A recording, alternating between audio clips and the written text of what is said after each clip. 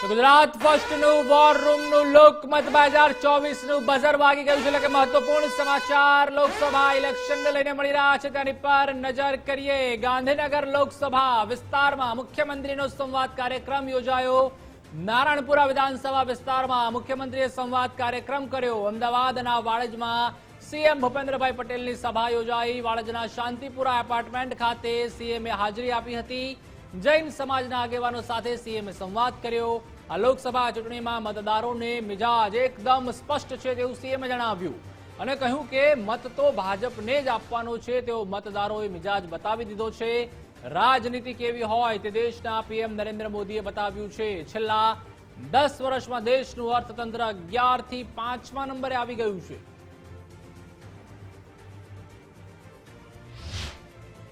આપણા દેશનું શું થશે આવી ચર્ચાઓ પહેલા ચાલતી। આપણા દેશનું કઈ સુધારો થશે કે નહીં થાય એવી દરેકને ચિંતા રહેતી। આ પહેલી વખત તમે જુઓ 10 જ વર્ષમાં માન્ય નરેન્દ્રભાઈના બેઠા પછી આપણે 11મા સ્થાને જ્યારે હતા, આપણું અર્થતંત્ર, આપણી આર્થિક તાકાત 11મા ક્રમે હતી, એ 5મા ક્રમે આવી અને અત્યારે આ ઇલેક્શનમાં આપણે ચર્ચા કરી રહ્યા છે આપણી આર્થિક તાકાત 3જા નંબર ઉપર આવે। આર્થિક તાકાત 3જા નંબર ઉપર એની ચર્ચા થાય।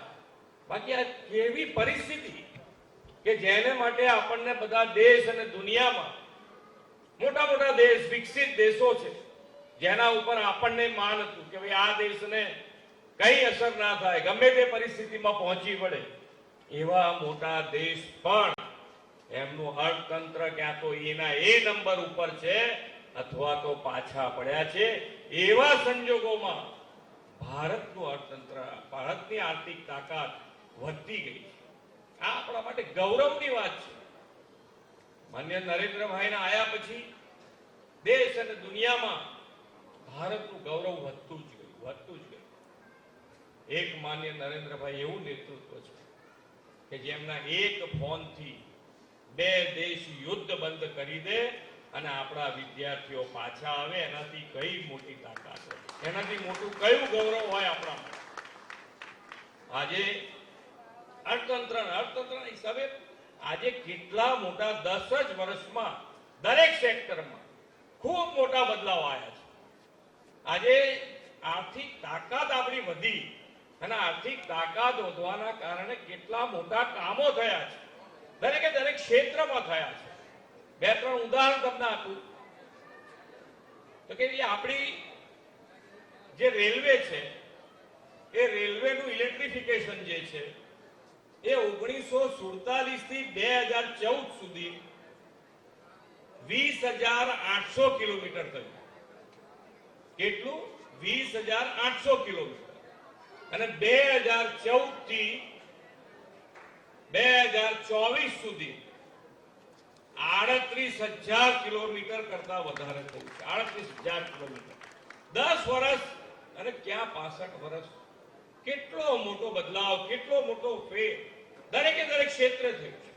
આજે આખા વર્ષનું ટેક્સનું કલેક્શન અત્યાર સુધી શું આવતું હતું? 11 લાખ કરોડ રૂપિયા આવતું, એ આજે વધીને 34 લાખ કરોડ રૂપિયા થયું। 34 લાખ કરોડ। 5-7 એમ્સ ની જગ્યાએ 10 જ વર્ષમાં 15 એમ્સ। મેડિકલ કોલેજો કેટલી?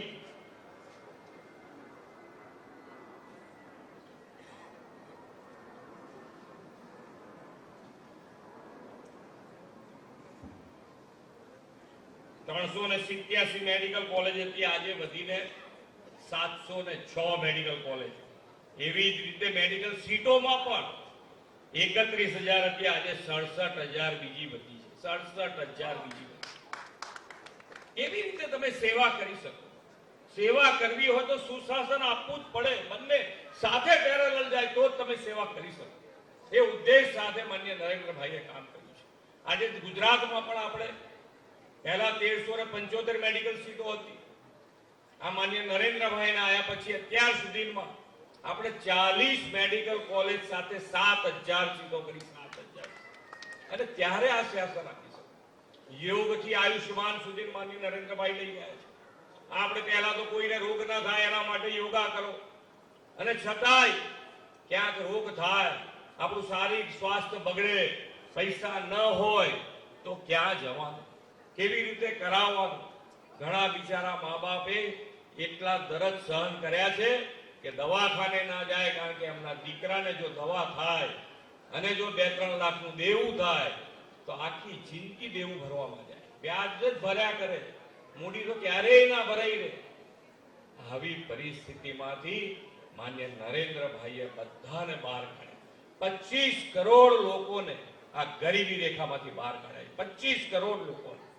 અને આ યોગથી આયુષ્યમાનની વાત જે હું કરું છું, એમાં નાના માણસોને આ 5 લાખનું આયુષ્યમાન કાર્ડનું એક એટલું મોટું કવચ છે કે લોકો શાંતિથી સૂઈ જઈ શકે. આપણે આ કાર્ડનો ઉપયોગ, આપણે એવું નથી ઈચ્છતા કે આ કાર્ડનો ઉપયોગ વધુમાં વધુ થાય, પણ જ્યારે જ્યારે આ કાર્ડ હોવું જરૂરી છે, આ કાર્ડ હોય એટલે નિશ્ચિંત થઈને સૂઈ શકે. નાનો માણસ, એનું ફેમિલી શાંતિથી સૂઈ શકે. કેમ કે ભાઈ કંઈ પણ થશે તો માન્ય નરેન્દ્રભાઈનું આયુષ્યમાન કાર્ડ અને આયુષ્યની ગેરંટી જે છે એના કારણે ગમે ત્યારે આ કાર્ડની પાછી વિશેષતા કે આ સરકારી હોસ્પિટલમાં જ ચાલે એવું નથી, પ્રાઇવેટ હોસ્પિટલોમાં પણ આ કાર્ડ ચાલે. અને એમનું સ્વાસ્થ્ય સુધર્યા પછી ઘરે જવાની વ્યવસ્થા પણ માન્ય નરેન્દ્રભાઈના નેતૃત્વમાં થઈ છે, અને એના 300 રૂપિયા જુદા આપે. સ્વાસ્થ્ય સારું થઈ ગયા પછી ઘરે જવાના 300. આપણે ગેરંટીની વાત કરતા હોઈએ, ગેરંટીમાં આપણને લાગે કે ભાઈ આજે આપણી પાસે તો સાધન સંપન્ન લોકો છીએ, દરેક વ્યવસ્થા હોય, આપણે ધંધા રોજગાર માટે લોન લેવી હોય, મકાન માટે લોન લેવી હોય તો આપણી પાસે બધી વ્યવસ્થા હોય, ગીરે મૂકવાની વસ્તુઓ હોય અને સાક્ષીના 2 સાક્ષી લાવવા માટેની વ્યવસ્થા હોય. છતાંય બેંક વાળા થકવાડી દે ને, તોય બધું હોય તોય બેંક વાળા થકવાડી દે. પૂછી લો પાછળ બેઠા તમારી બાજુમાં,